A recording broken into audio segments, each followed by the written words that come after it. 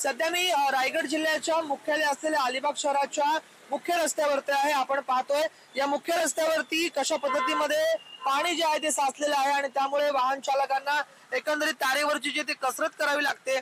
अगदी आपण जर पाहिलं तर गुडघाभर पाणी या ठिकाणी साचलेलं आहे।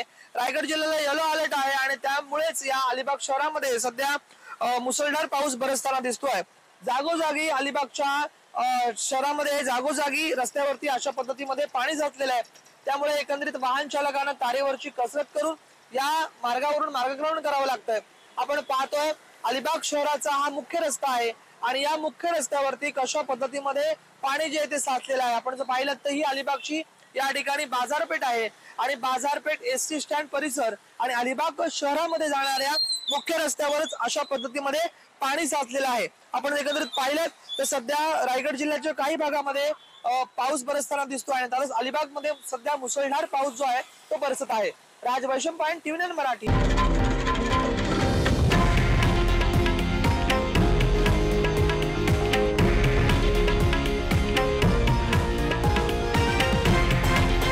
हे आहे देशातील नंबर 1 न्यूज नेटवर्क आणि आपण पाहत आहात TV9 मराठी, एकमेव।